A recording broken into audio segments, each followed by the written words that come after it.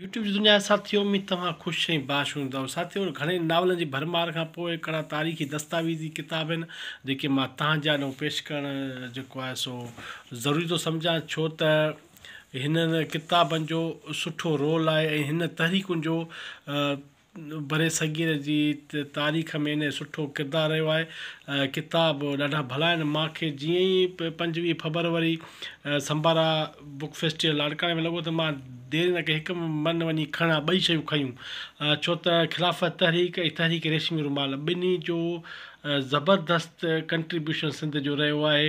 हिन तहरीक ज़बरदस्त रही आहे। अहिड़ा दस्तावेज़, अहिड़ा किताब, अहिड़ियूं शयूं अगरि मिलनि, माण्हू देरि न करे। मूंखे बि तारीख़, सिंधी तारीख़ अगरि दिलचस्पी रखो था, नावल, रोमांस, ॿियो कुझु पढ़ी तंग थिया हो त हीअ तारीख़ी दस्तावेज़ी शयूं बि पढ़णु घुरिजनि।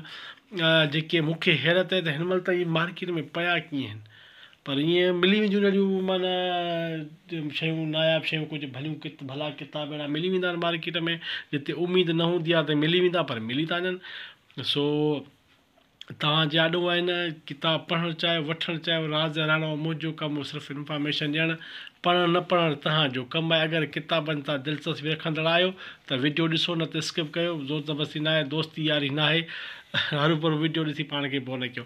वीडियो जो आगाज़ करण खां पहिरियों चैनल खे सब्सक्राइब, वीडियो खे लाइक, कमेंट ऐं संगत साथी सां किताब जे आशिक़नि किताब पढ़ंदड़ सां शेयर वंड कंदा त लख लाइक थींदा, मुंहिंजो भलो थींदो, तव्हांजो बि भलो थींदो, पर थिए न थिए तव्हांजो भलो। पर इहे जे एतिरियूं बोर शयूं हिक ॿिए खे शेयर कयो था, सुबुह सां गुल था मोकिलियो, ऐं सुठियूं शयूं बि मोकिलियो था, ऐं हीअ बि किताबनि जे हवाले खे मोकिलींदव त वॾा वॾ किताबनि जो आगाज़ था कयूं। हीअ आहे ख़िलाफ़त तहरीक ऐं सिंध। हिन जो मुर्तब आहे आज़ाद काज़ी जंहिं सहेड़ियो आहे। साथियों, ही थोरो तारीफ़ ॼाण ज़रूरी सम्झूं।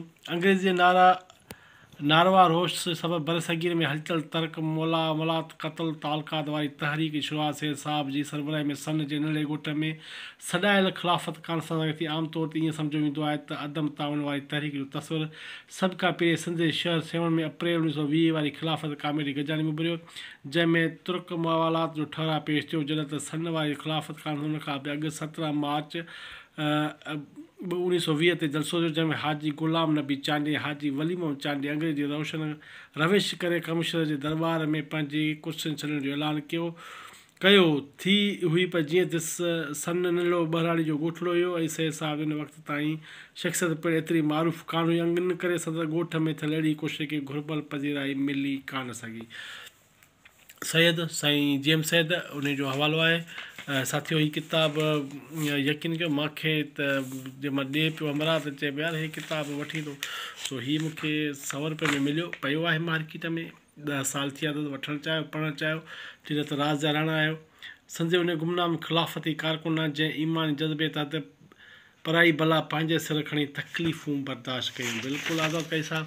साथियों, हीअ चैप्टर्स आहिनि जंहिं ते आज़ाद काज़ी के जंहिं लिखियो आहे, आज़ाद काज़ी ने के मुरतब कयो आहे इदारे पारां। साईं जलाल मोहम्मद शाह पेशरफ़ आज़ाद काज़ी, ख़िलाफ़त तहरीक डॉक्टर हबीबुल्लाह सिद्दीकी, तहरीक ख़िलाफ़त सिंध मुख़्तसर जाइज़ो मरियम मजीदी, ॻोठ बुट सिराई जो ख़िलाफ़त हिजरत तहरीक में हिसो डॉक्टर अल्लाह रखियो बुट, ख़िलाफ़त तहरीक में नौशर फ़िरोज़ जो हिसो डॉक्टर अनीस राजपर, शिकारपुर ज़िले में ख़िलाफ़त तहरीक जो हिकु अॻवान डॉक्टर अनवर फ़गार हिकिड़ो, मौलाना दीन मोहम्मद वफ़ाई, डॉक्टर हिदायत प्रेम, रईस मुहाजिर जान मोहम्मद जुड़ेजो, इश्तियाक अंसारी, ख़िलाफ़त तहरीक जो नौमिर अॻवान जेम सैद, आज़ाद काज़ी, ख़िलाफ़त तहरीक जो मुखालिफ़ किरदार मौलाना फैज़ुल करीम सांदाई, डॉक्टर मुमताज़ अली डंगराज, ऐं ख़िलाफ़त तहरीक सिंध ते सियासी असर हैदर लाशारी।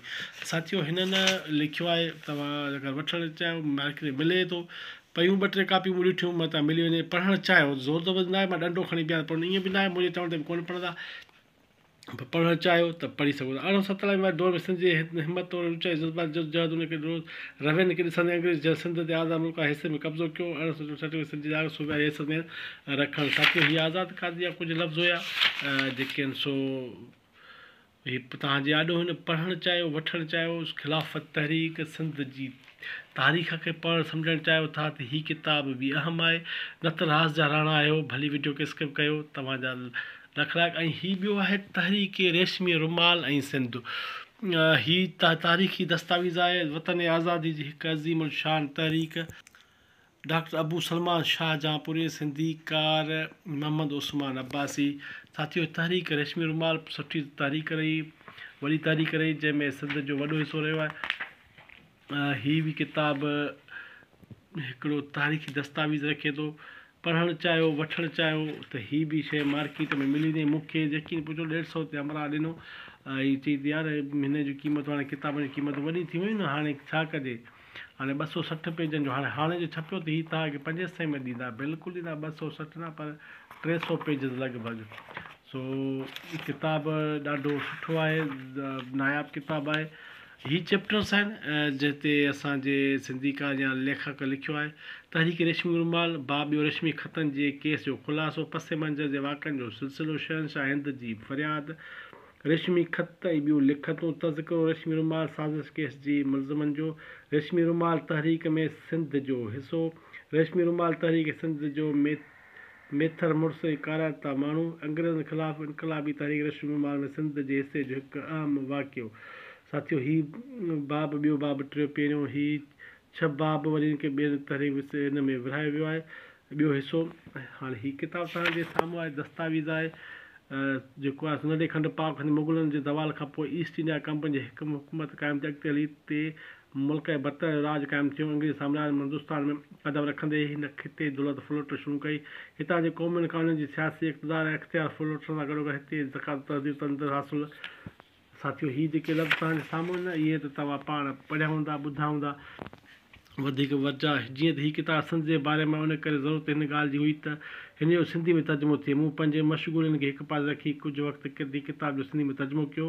हिन किताब में आयल फ़ारसी ख़तनि जे तर्जुमे सिलसिले में मवाद जेके चेक करण में मदद से अनवार उलूम गवर्नमेंट डिग्री कॉलेज जो उस्ताद मोहतरम जनाब ग़ुलाम मुस्तफ़ा हाजी ग़ुलाम मुस्तफ़ा राजबर साहब सभु थोराइतो आहियां। सुठी ॻाल्हि आहे। इन रेशमी रुमाल तहरीक जे केतिरे किताब सलाह मज़मून लिखिया विया, उन्हनि मां हिकु किताब ख़ुतूत रेशमी रुमाल तहरीक और सिंध आहे। रेशमी रुमाल तहरीक जो उहो नालो न करे पियो जो उन तहरीक पठान हिंदुस्तान में बगावत पैदा करे ॿाहिरि मदन सां अंग्रेज़नि खे कढण जो मनसूबो हिकु रेशमी रुमाल ते तहरीर थियल हो, जेको सॼे हिंदुस्तान में उन खां ॿाहिरि जे इनकलाबनि खे पढ़णो हो। साथियों, सम्झी विया त तहरीक रेशमी रुमाल कीअं पियो। रेशमी रुमाल ते तहरीर लिखियल हुई जेके सॼे जेको आहे सो भरे सघी रहे पर हिंदुस्तान ॿाहिरि इनकलाबनि खे पढ़णो पियो। आलम जो हज़रत मौलाना ताज मोहम्मद अमरोठी ऐं हज़रत मौलाना मोहम्मद साहिब कॾे वारनि सां लॻापिया आलमनि में इन तहरीक में भरपूर सो त अहिड़नि तहरीकुनि मां तहरीक रेशमी रुमाल ॾे हिकु हुई। ॿियो साथियों, ख़िलाफ़त तहरीक ऐं सिंध तहरीक रेशमी रुमाल ऐं सिंध तव्हांजे साम्हूं ॿई किताब सिंध जी तारीख़, भरे सघे जी तारीख़, विरहाङे खां अॻु जी तारीख़ पढ़णु चाहियो त हीअ किताब तव्हांखे मदद ॾींदा। वधीक राज़ राणा वेंदे वीडियो खे लाइक, चैनल खे सब्सक्राइब ऐं हिकु दोस्त सां वंड कंदा त वॾी महिरबानी।